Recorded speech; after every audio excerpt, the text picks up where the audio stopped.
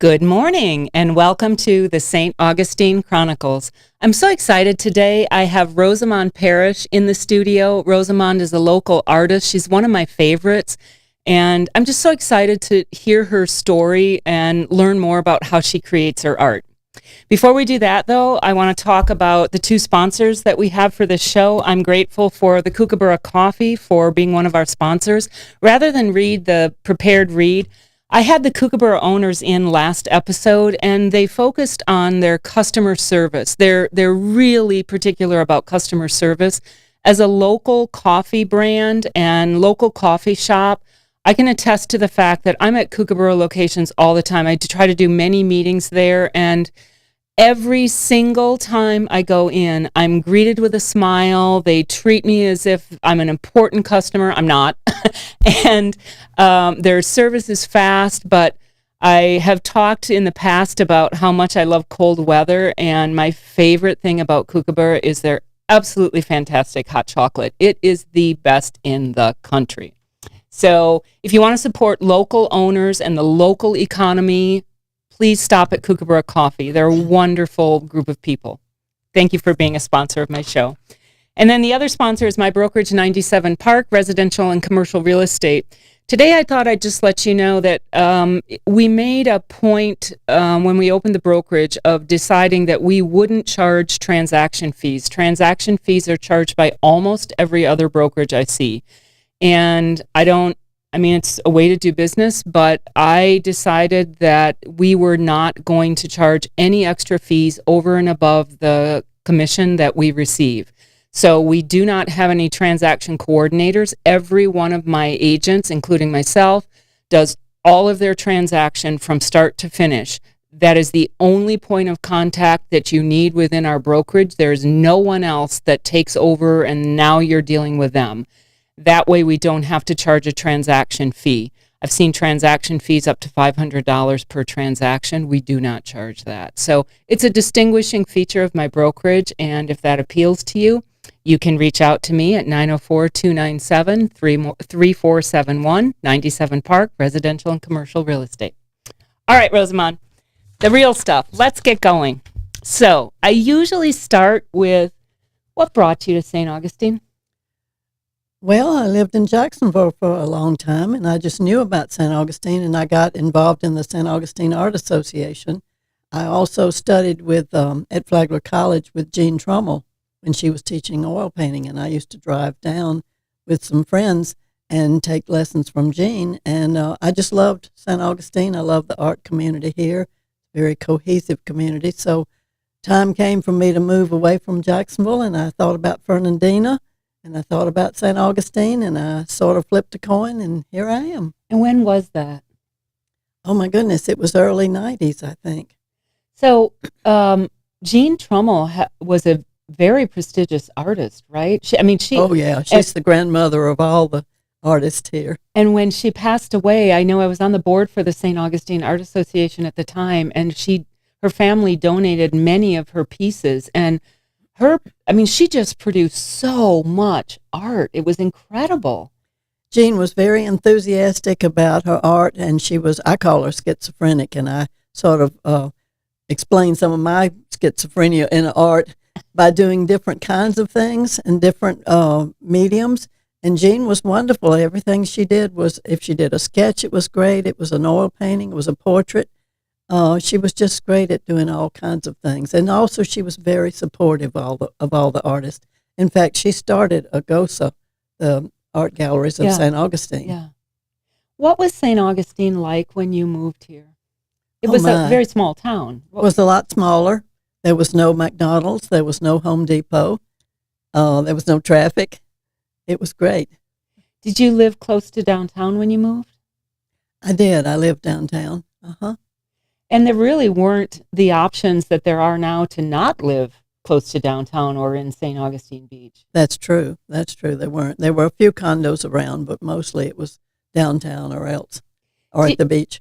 Do you feel like the downtown core was more connected to the people of St. Augustine back then? Oh, I think so. Yeah, people were more active in things, and like like I say, that's one reason I moved here, because the arts community was very supportive, and everybody participated and was very enthusiastic, and it was just a great community. It still is, but like you say, it was a smaller community then. Yeah, I think it's starting to be, I think the downtown core, which really makes St. Augustine unique, is starting to be a little bit disconnected from really the what we call locals, right? Oh, yeah. I used to go to the Art Association, and I've entered every show there was for the last 25 years.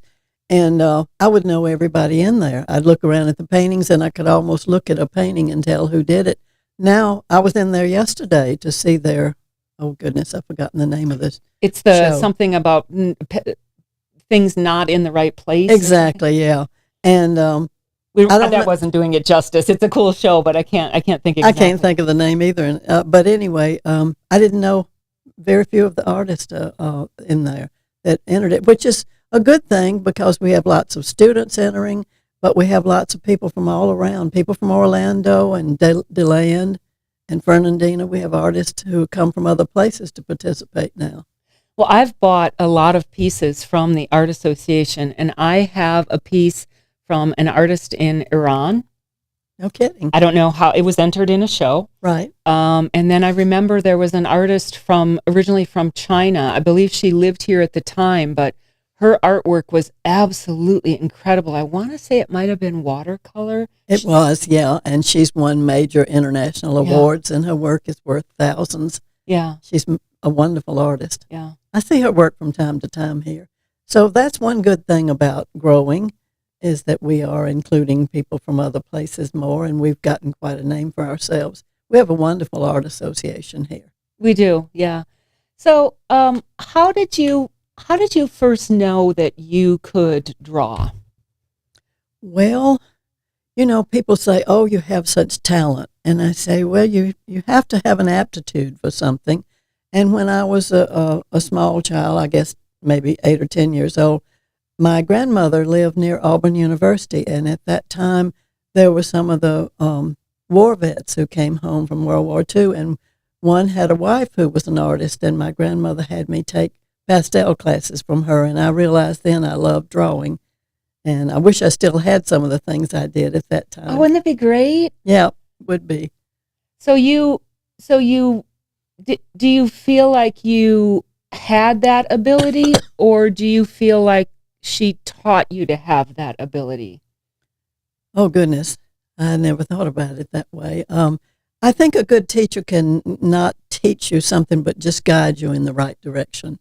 They can just suggest things to you and all, and that's what she did. It's been a long time ago, so I've kind of forgotten, but I just loved it. I always wanted to draw.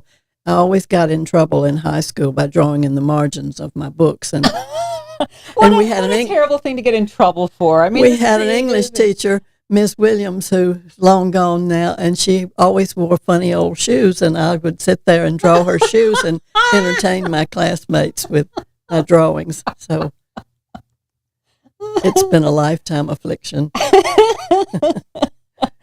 Do you think that the ability to draw is genetic? It seems to me it's almost like singing. Like often singing is passed down from parents to child. Do you feel like the ability to draw is something that is passed down? I don't really know. I never thought of it that way, but it could be. My uncle, who passed away in World War II, but he was a wonderful artist. And I have another uncle on the other side who's a nuclear physicist, and he's a marvelous watercolorist. And so maybe it's a family thing. It seems to me like it is, but I can't draw at all. So I'm fascinated by people who can draw.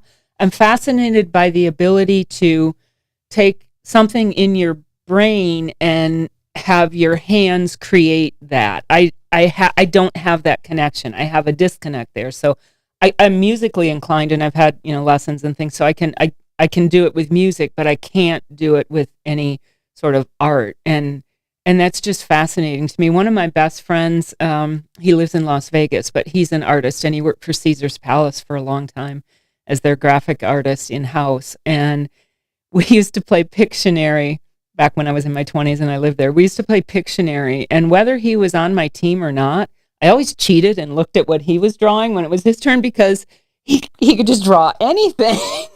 And I remember one time we were playing against each other. He was drawing and I was drawing, and it was something about a bus. And so I couldn't draw a bus. I'm like, I drew a square with two circles in it like headlights, but I couldn't draw any of the perspective, And he's over there drawing away and clearly a bus. And I just said I pointed to my partner and I said, like, look at his, I can't do this for something as simple as a bus. Well, I think you have an aptitude for something. I took piano for 10 years and I can't play Rock of Ages. Yeah. It just never clicked with me, but I've always liked to draw. And when I teach now, I teach a lot of sketching classes, and I can tell some people it doesn't look anything like what we're drawing, and other people just get right in there and they see every little nuance and every little stem in the flower. And I don't know, and you can't teach it. You can tell people to look and you can encourage it, but it is something innate. And it's so interesting, the different styles that come from people, right? So like the abstract type of art, sometimes I'm very uneducated, so I don't know how to say it any other way than an uneducated way, and I'm sure there's a better way to say what I'm asking. But I see artists who say that their art is something, like, for example, an apple, let's just say, and they say in an abstract way, this is an apple. And I look at it and go, wow, I would not have guessed that's an apple. It's not bad art, it's just I wouldn't have guessed that. But their interpretation that they put out is so different from a true, I guess, still life where it truly is an apple. That's really interesting to me, that artists can take something and say, okay, I'm going to draw an apple, but it doesn't always look the same, and it's neither good nor bad. It's just art. Exactly. Right. Well, I'm not a good one to speak about abstract art. I'm like you. I have limitations as far as understanding it. I've tried it. I've done some of it, but some in watercolor. But it's not my thing. I like realism more, or an abstraction of a certain thing. And I like collage. I'm like Jean Trummel. I like different media too. But as far as abstraction, it's not my thing. I admire it though. I love it, and I've had a couple of abstract arts in paintings in my house.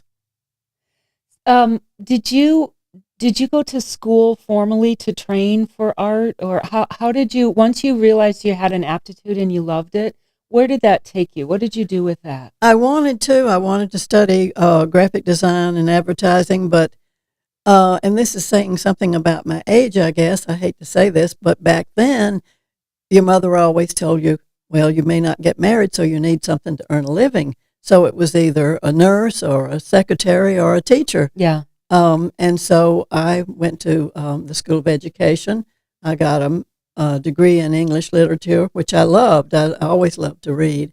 And I got another degree in Spanish, and I went to Mexico to get part of that degree. I spent some time down there studying, but then I started teaching after that. But I always had art in the back of my mind. I always wanted to do art. Tell me about your time in Mexico. Do you mind if I ask you approximately when that was? It was in the late 60s, I guess, and I was in Mexico City. I went to the National University, UNAM, it's known as in Spanish. I won't translate that for you right now, but it was a wonderful experience. All my instructors spoke only Spanish, no English at all, and I spoke very little Spanish at the time, but after a few weeks, the light sort of turned on, and I started to understand it. I lived with a Mexican lady. I was roommates with a woman who was a girl who was getting her master's in Spanish at Stanford, so she was a good influence.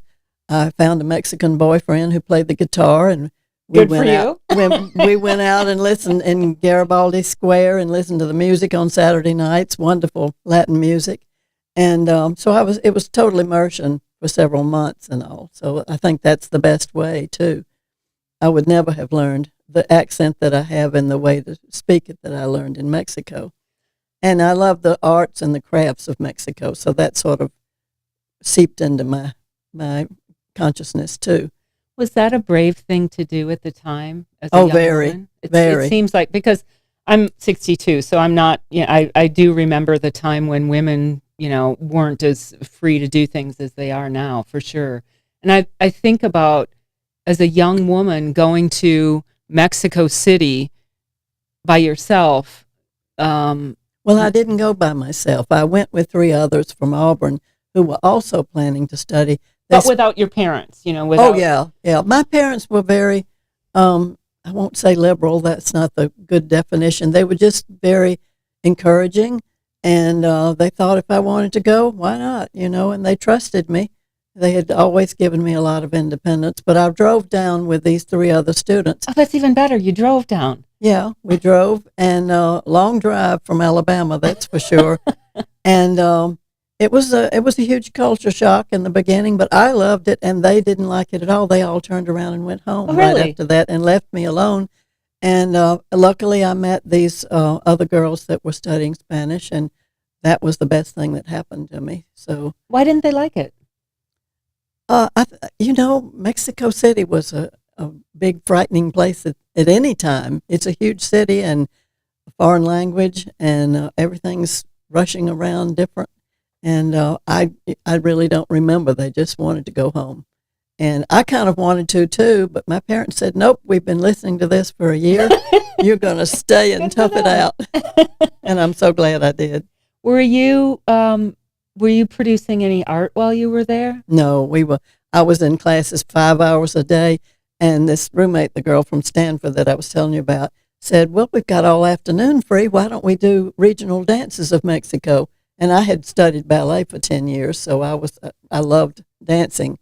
So we went to the regional dances class and performed with all the Mexicans and the costumes and the flowers. So that was a wonderful way to get to know the culture. What an interesting thing to do as a young woman. It really was, yeah. And I wouldn't take anything for it. And thank my parents for letting me do that. Yeah. So how did you start really focusing on art? Was that after you had a life, or was that,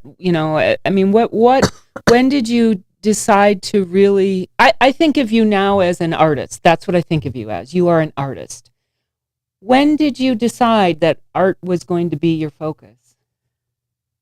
I've thought about that a lot, and I really don't know for sure what the answer is, but when I married a lieutenant in the Navy and lived in Hawaii for 3 years, and while there, I took a drawing class that I absolutely loved at the University of Hawaii of Honolulu, and I loved the class. And then we came back and settled in Jacksonville, and I had children and started taking watercolor classes. And then I just decided it was what I really loved and just got more and more into it. And I was very, very fortunate that I got to know and took a class from Everett Draper, who was the Ponte Vedra artist. Anybody who's from this area would remember Everett. He lived right a block or two away from the club, and he did paintings for the club there. And he said to me one day, I'm ready to retire. Would you like to take over my job as teacher at the Jacksonville Art Museum? Oh, what an honor. In Koger Center at the time. It wasn't downtown. And I was thrilled, but also kind of, oh my gosh, what have I done? I had only taken a few classes in watercolor, so I started in with that, and just it grew from there. Is watercolor your favorite medium? Yes, it is. And why? What? The immediacy of it, and you never know what's going to happen exactly when you put the water and the paint on the paper and it flows. And it's just a fascinating medium, I think. You'd have less control in lots of ways than you do with oils or acrylics. And I just enjoy the result of watercolor painting. Do you draw whatever you're painting first and then use the paint, or do you start with the paint? It depends on the subject. If it's a real complicated subject, I draw it out. But if it's something that's like flowers or something, I love to just start with a big wet brush and paint and go from there and see what happens. Sometimes the most beautiful paintings happen when you don't draw them. So I enjoy that. Watercolor probably doesn't allow for, I don't know how to phrase this, mistakes or touch-ups or whatever. As I would think, again, I'm very ignorant on this, but when I think about oils or acrylics, maybe you can go over what you've done, but with watercolor, it seems like it would be harder. Well, there's some of that is true, but I've taught a class actually on how to correct your watercolors or how to change them. There's lots that you can do. You can lift paints up, and you learn through study of which paints are what they call staining, that are going to, once you put a Windsor green down, it's going to be there till next Easter. You're never going to get that moved. But then there are other paints that are not staining, that are transparent, that you can lift off the paper, so you can make adjustments and changes, and you can do more darks and more lights, and you can do a lot with it. But it takes a certain sophistication and a certain amount of study before you can do that. Do you prefer to paint from a scene that you're looking at, or do you prefer to paint from a photograph? Well, I'm glad you asked that. I'm really religious about one thing. I never paint from anyone else's photographs. Unless it's like, say, you went to Spain and you say, I've got a picture of the Alhambra. Rosamond, I want you to do this for me.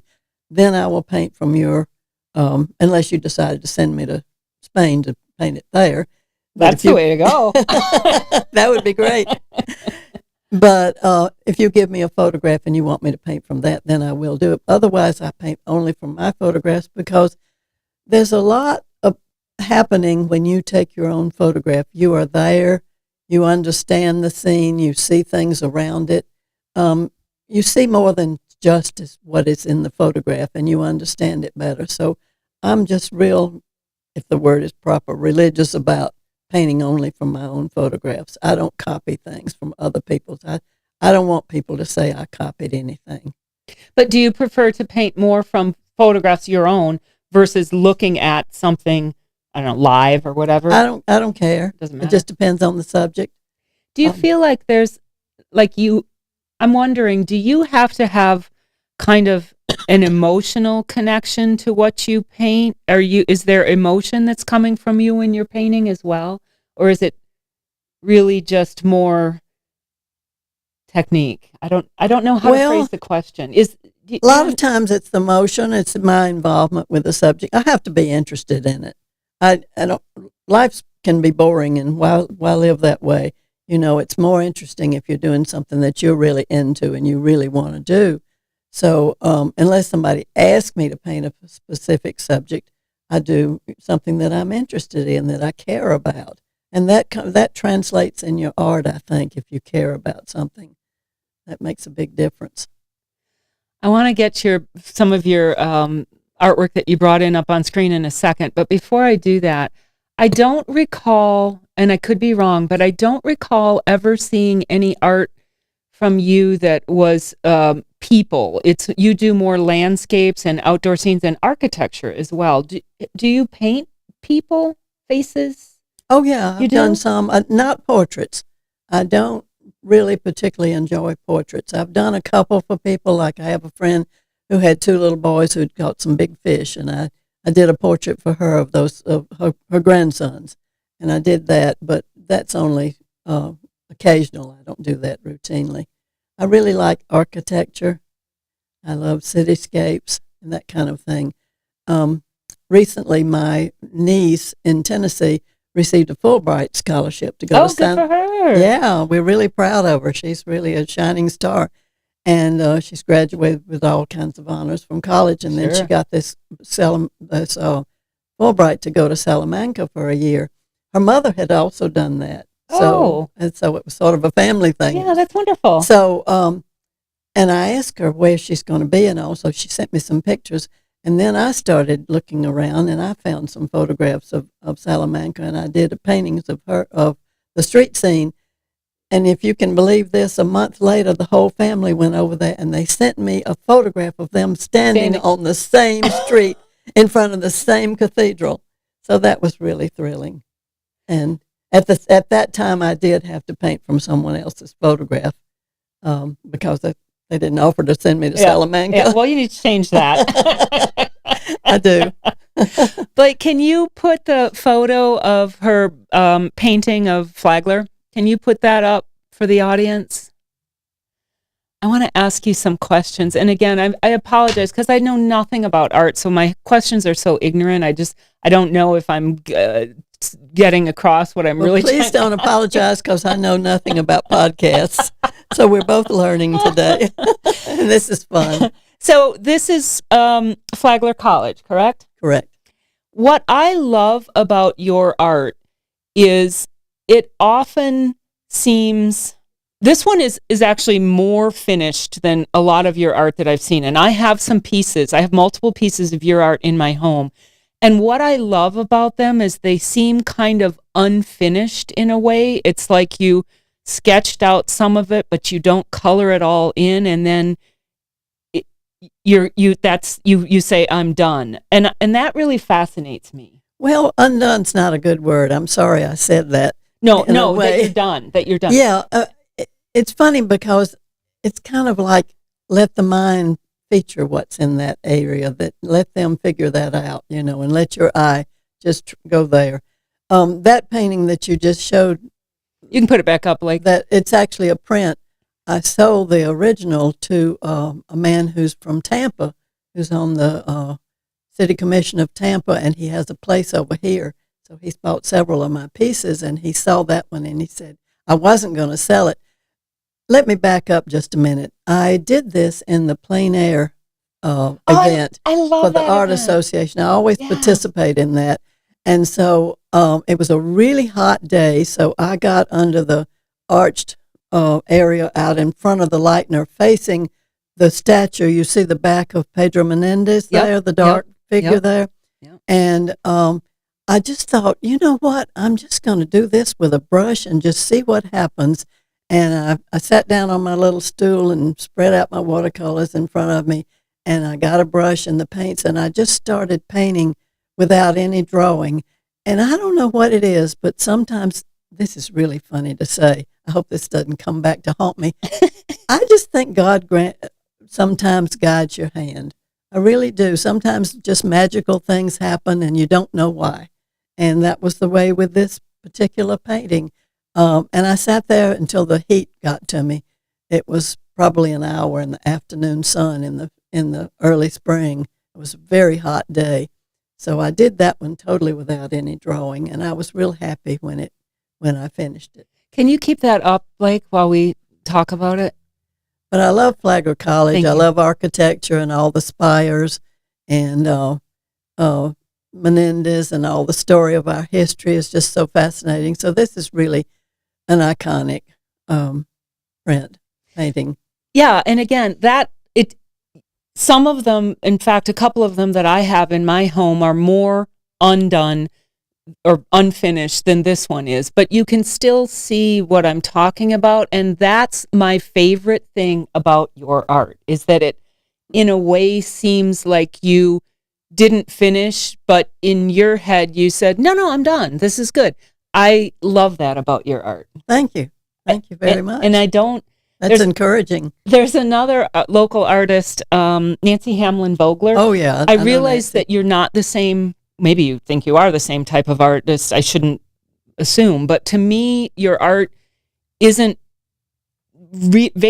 really similar, but in some ways it is, because her art kind of has that unfinished sort of look on the edges, and I love that. Well, Nancy and I both studied with Louise Freshman Brown at the University of North Florida.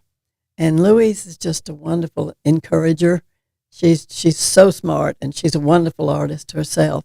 And I took actual real classes for credit because I didn't have a degree in art, so I went out to UNF and a couple other places to get a degree and studied with her. And Nancy studied with her too, and maybe some of that, Louise holds workshops, and she encourages you to go where it leads you. Always know exactly where you're going with your art, but I think Nancy follows that same method that Louise encourages. You just never know what you're going to end up with sometimes. Sometimes it's a miracle, and sometimes you throw it away. Well, I will say that's a talent, though, because coming from someone who has no artistic ability, I just can't take anything anywhere. So that's a talent that you have, that you can perhaps just let it flow and see what comes of it. I Well, I just, think a good teacher teaches you to do that, to see what's happening as you go along. And Louise did that. She was a marvelous instructor. how how inspiring is it to live in a city if you're interested in architecture and your paintings reflect a lot of that? How inspiring is it to live in a city where we have so much interesting architecture? Very. I think it's just a wonderful thing because I can go walking downtown, and I've been here now, how many years since, what did I say? 40? 40 30, probably? over 30 years I've been here, and I can go walking downtown and see something new every time I go, and something new that I want to interpret in my art, or something I want to sketch. And so that's really wonderful. We've got a new artist, a street artist. don't know if he likes to be described that way, but I probably know who you're talking about. Obi, Mhm. yeah. And he calls me his best friend. I met him in the first plein air that we did at the Art Association, and he and I were painting on Avonlea Street. And I remember that day it poured down rain or something. It was real hot that morning, and there were tourists everywhere. It was every obstacle you can possibly imagine for your art. And I had never seen him before. And he's this great big guy, and he's up there standing up painting, and I'm sitting in my chair trying to sketch around the tourists that were there. And later on, he won Best of Show, and I think I got second place or something when they judged what we had done at the plein air event. It was over at the Yacht Club, I believe. And I looked at his work, and I thought, gee, that's kind of neat, And so I started talking to him, and we just kind of became friends. And He's quite prolific. he really is. Well, you have to admire somebody who earns their entire living from their art. Mm-hmm. And he paints every day, regardless of the weather, I regardless see him out all the time. of the things that are going on. So I have a couple of his calendars. I haven't bought one of his originals, but one day I'd love to have one. But he also sees things like I do. You look at it differently every day. The weather changes, the skies change, the light changes. One thing I love about St. Augustine is the light. And in fact, you haven't mentioned it, and I didn't bring them today. I did 2 books on St. Augustine, one on Lincolnville. You probably have it. And one Several. on St. Sometimes Augustine. I give them as gifts. Well, the Lincolnville book is long out of print. I published Still that have a couple. myself. But I talk a lot about the light in St. Augustine. That's one thing I enjoy, especially early in the morning. The light is just beautiful on our beautiful old Spanish buildings.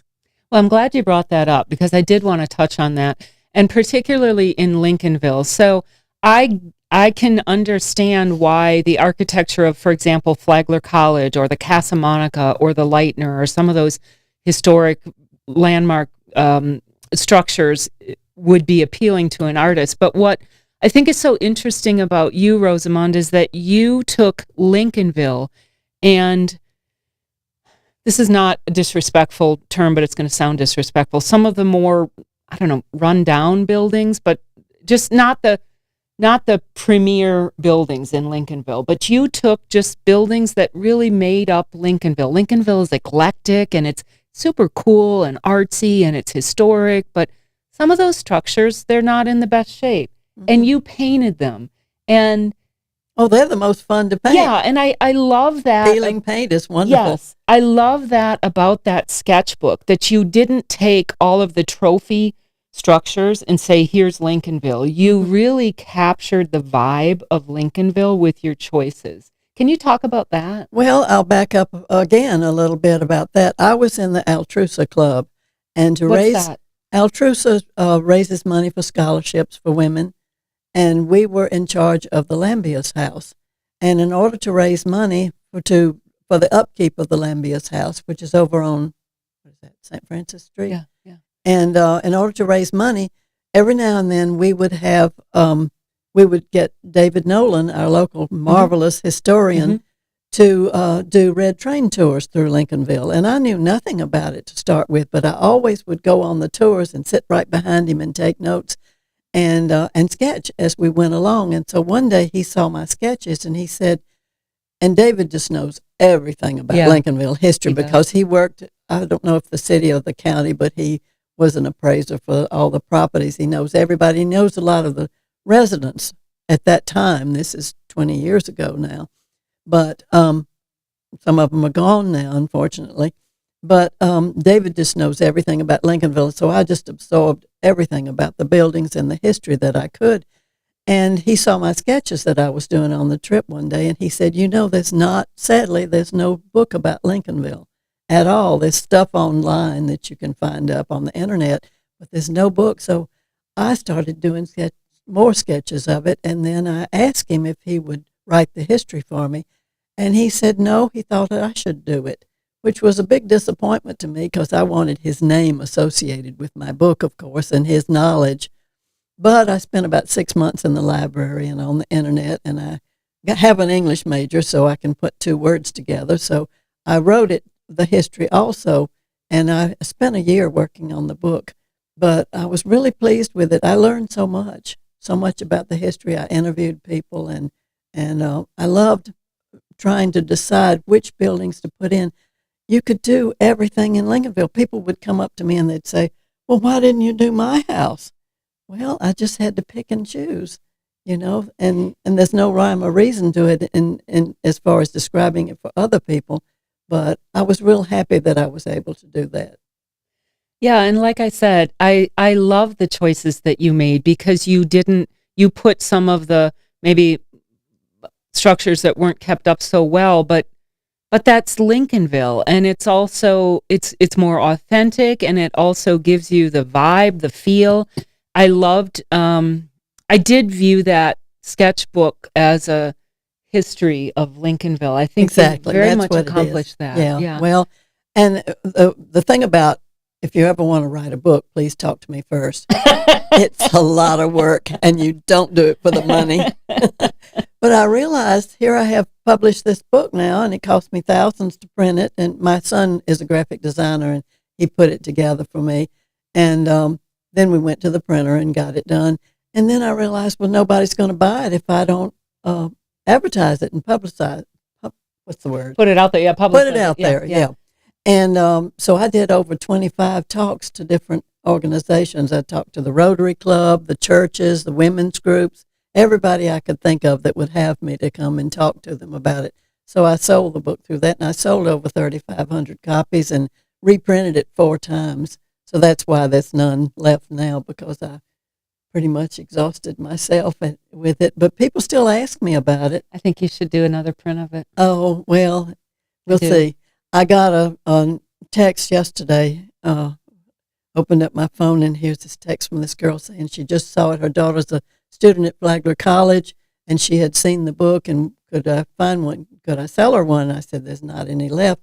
But somebody just told me there was one popped up on eBay, so I guess I'm going to be famous one day when you get the rerun on eBay. Rosamond, I think you should reprint that. I think it's important that that's available, and I think it's a very unique way to tell the story of an area of our town. I think you should reprint that. Well, the only thing is, I looked at that seriously a few weeks ago with my son, the graphic designer, and he said, Mom, you're going to have to redo almost every page because so many of the people have gone. Carrie Johnson, who was just the voice of Lincolnville, she did the calligraphy for the titles in there, and she's long gone.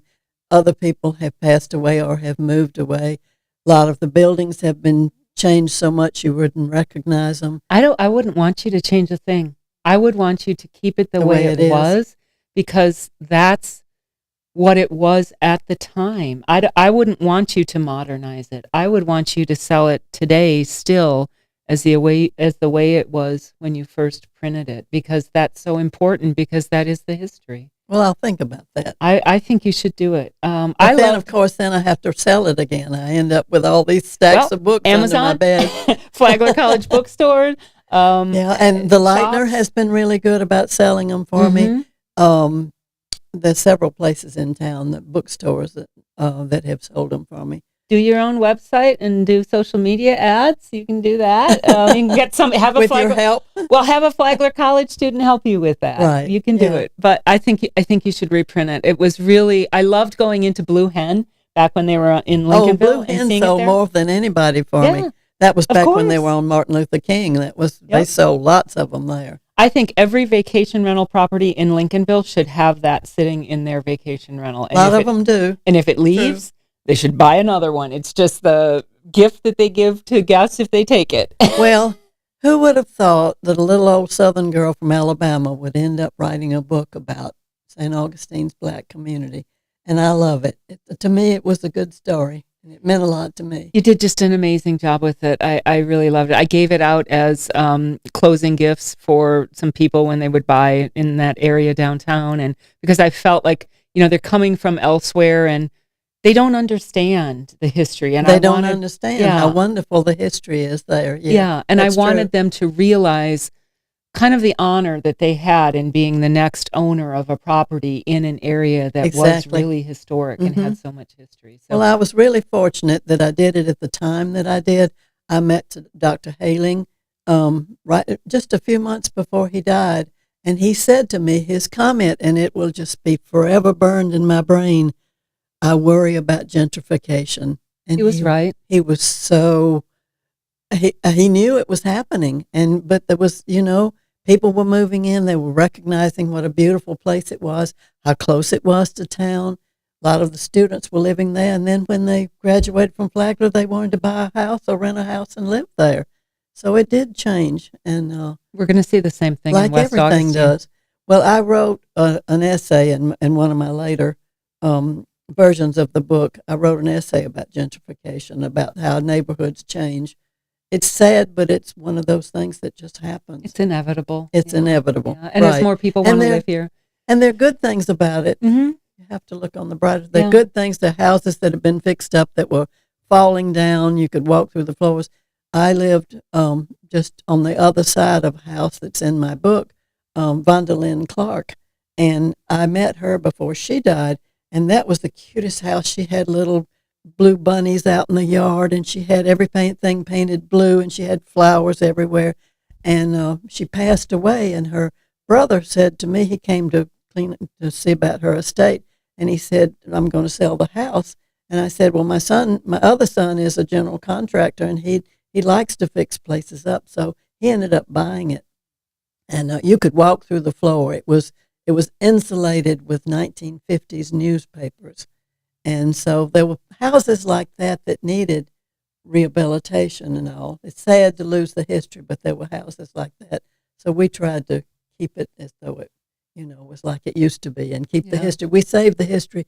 Karen Harvey, the local historian here, Karen helped me. We brought out 4 giant packing boxes of things out of that house that Karen cleaned up the mold from them and helped me organize it, and we donated it to Charles Tingley at the Historical Library. So that's saved for that. It was like a little history museum in her house. You know who's got a museum is Len Weeks from all the historic properties. I bet he does. He's got warehouses full of stuff coming out of his houses. I bet he does. It's really incredible. Well, I was going to mention that the Lincolnville book got me back in one of my few loves is sketching, and I've been doing some sketching classes, and I taught at the gallery that I've been in for the last year. I've recently resigned. It's a wonderful gallery, the Art Collective on Cordova Street. Yeah. But I have had a lot of my sketches in there, and they sponsored a workshop for me to give about travel sketching or local sketching. And now I'm going to be giving one at my church, Memorial Presbyterian Church, speaking of architecture. Yes.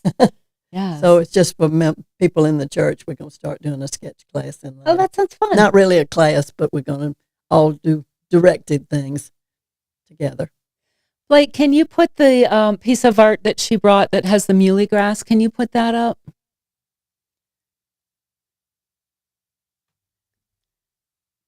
Do we have that one? Yeah. This is it. Yeah. So I love the pop of color on this in the front. How do you get perspective? How do you do that? Like from a non-artist, I wouldn't know how to make the painting work that the trees are far away and the muley grass is in the front. How do you do that? Well, this is at the Villages of Saloy, which is a over 55 condo community out on 16, and they have beautiful grasses there that in the fall they turn this gorgeous silver pink, and I was dying to paint them. So this is looking up at one of the ponds there, and off in the distance, things get smaller in the distance as you see the walking path on the left-hand side to your left here, Mm-hmm. and then the grass is in the foreground, and I Mm-hmm. love showing that in all its color. And then everything's just pretty green, and it hasn't turned brown for the fall yet. And then the water goes off and into a point. Things get grayer in the distance. If you see sort of a grayish dip back in the back behind that tree, that's how you show distance. Is with things getting smaller and being larger up closer to you. I wonder if being in your head is walking around all day thinking, oh, I should paint that. Oh, I should paint that. You should see my phone. I have 9,000 photos on it. And any day now, I'm going to start painting one of them. Yeah, I mean, I look at that and go, I wouldn't have, because I'm not an artist, I would have maybe thought that was pretty or that was an interesting view. I probably would view it more from a real estate perspective as a selling point.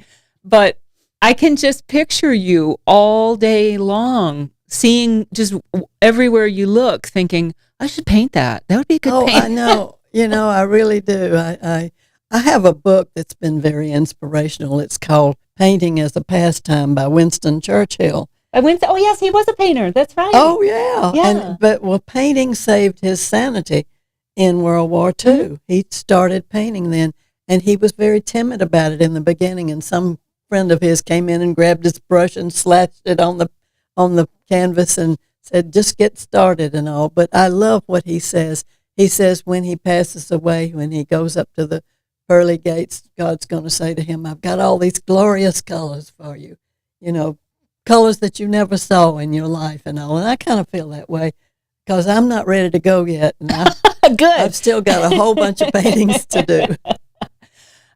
Blake, can you put up the Valentine's Day artwork that she brought? That one's so interesting. Good. I'm glad. I want to talk about that. I know that you do collage. I've seen some of those pieces, but to me, it's different. Well, I shouldn't say it's the same and it's different. So I think from an uneducated standpoint, when I look at your collages, there's kind of a connection to that unfinished sort of style that you have in your watercolors. The collage, I can see some connections, but it's a totally different medium. Talk to me about when you decide I'm going to paint this. Is this going to be a watercolor piece, or I'm going to create artwork from this, inspired by this, and make it a collage? How do you make that? Well, I love doing collages, but they do make a huge mess, and I'm in a condo now, and I don't have.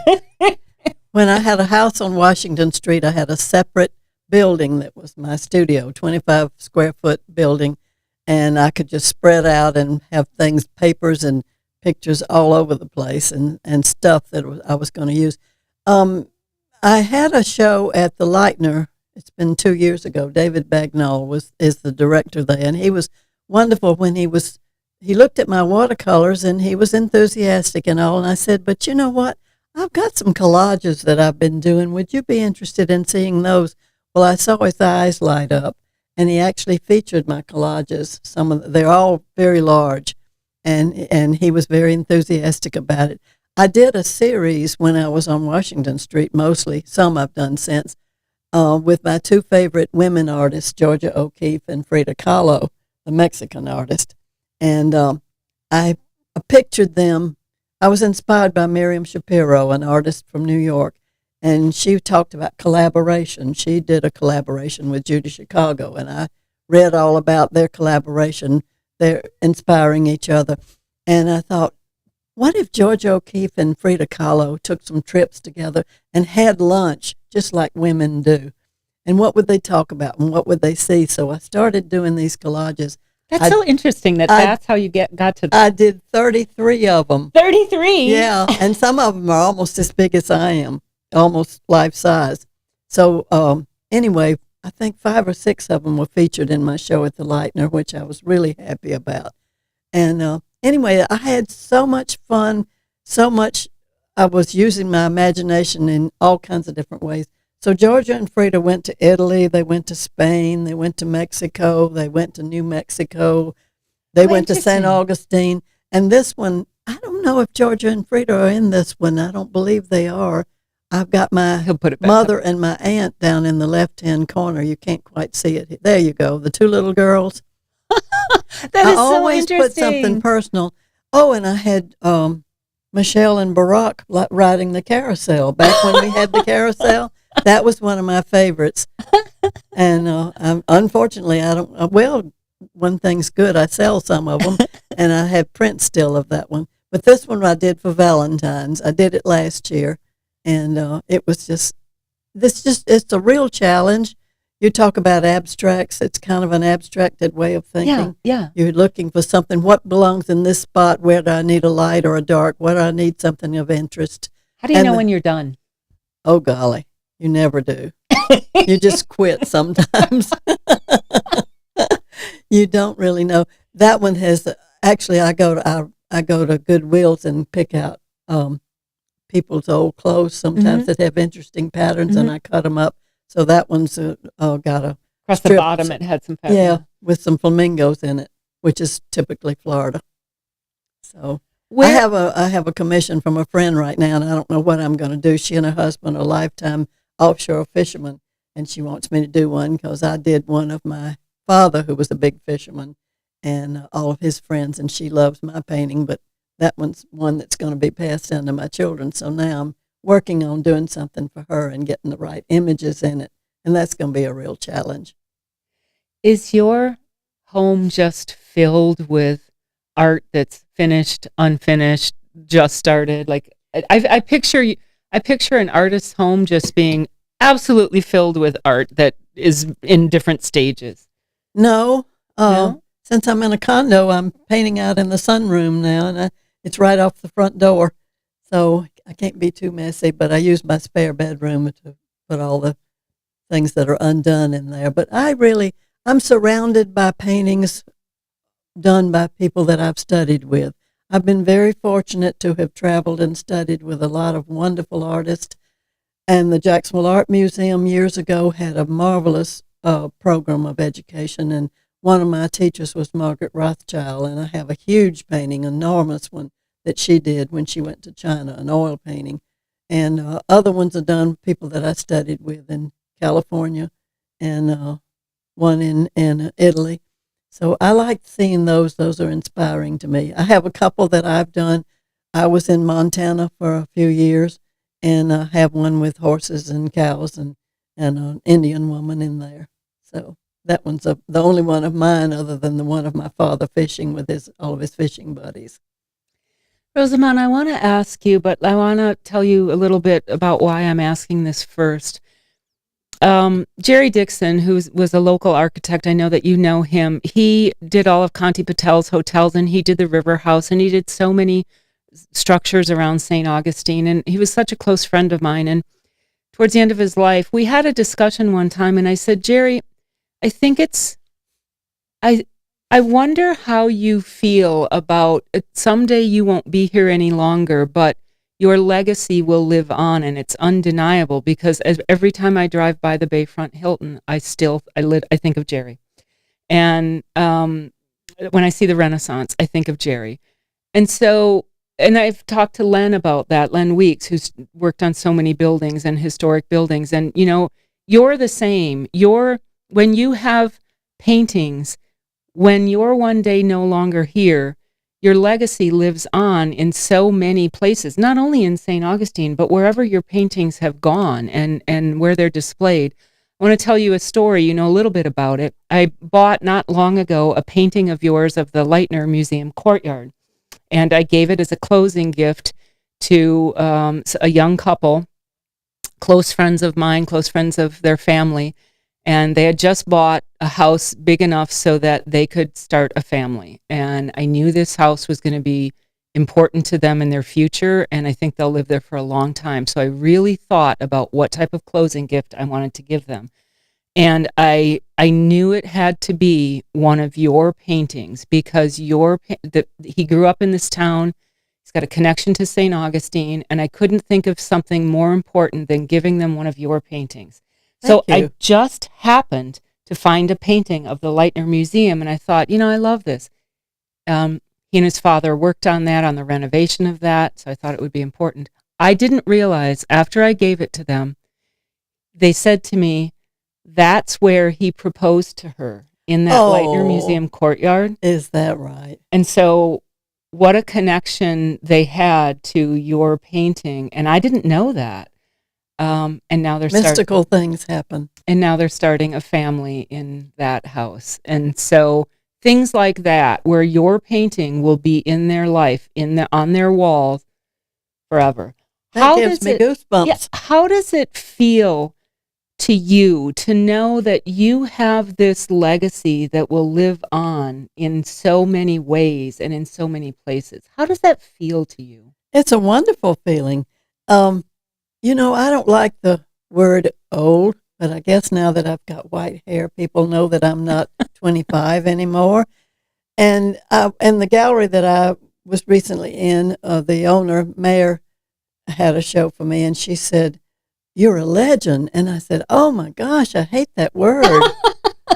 But I got to thinking, you know what? That was a real compliment. It's an honor. It really is. And I look back, and I'm a big believer in gratitude and being, because you can sit around and say, "Oh, poor me, you know, I've been sick, or the family's not doing so well, and we need this, that, and the other." I'm so lucky I came to St. Augustine when I did. I'm so lucky I met the people I did that influenced me and inspired me. I'm so lucky that I have this, if you want to call it talent, 40 years. Of course I want to call it talent. You know what? One of my instructors said, talent is applying the seat of the pants to the seat of the chair. Still, it's There's talent. a lot of that. But anyway, I'm just so grateful for St. Augustine and all it's meant to me, and I hope that I've given something back.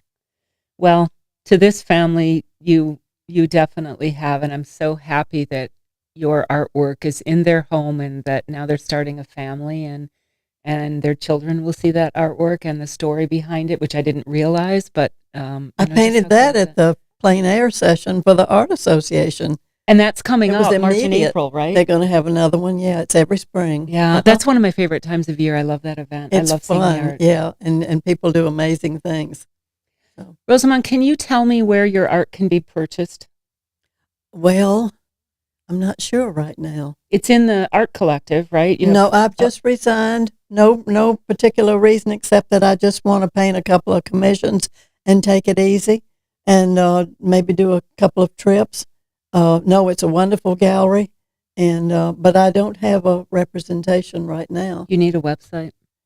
I could use a website. You need a website, yeah. But you do usually have pieces at the Art Association for their exhibits, Usually and those can be purchased. Yeah, I'm not in this particular show, but I'm usually in their honors show or one of their members shows during the year. Yeah, you're often in those. Mm-hmm. I know it's your art. That's the other thing I love about your art. I look at your pieces and I know that's Rosamond. And people can look me up. I'm artlady7@gmail.com. So they can look me up and contact me if they want to. I really do hope that you print your Lincolnville sketchbook again, Rosamond, and don't change a thing. Because just like what I'm trying to create with this podcast, which is a living history, that's a historical record of Lincolnville that's so important. And I really hope you put that out again. You make that available. I think it's important. Thank you. And you know, I did the St. Augustine sketchbook, yes, which is available through Amazon and Barnes & Noble. I don't have it myself, but the Lincolnville book is really important for the history, I think. Both of them are. I'm glad you have them. Yeah. I have. Now I know my copies are. Oh, my goodness. I think I have one extra, maybe. Well, this has been so much fun. Thank you so much for honoring me. Oh, thank you for coming in and honoring me. I'm so happy that you told your story and that you shared the gift that you have with people who watch and listen to the podcast. So once again, Rosamond Parrish, one of my favorite local artists. She's just amazing. And she focuses on a lot of St. Augustine, like we talked about, St. Augustine history and St. Augustine architecture and St. Augustine scenes. And so if St. Augustine is important to you and you have a connection, she's the artist you want to look at. So thank you, Rosamond. I'm so grateful for your time. Thank you so much for all you do. Yep. And thanks for tuning in to the St. Augustine Chronicles podcast.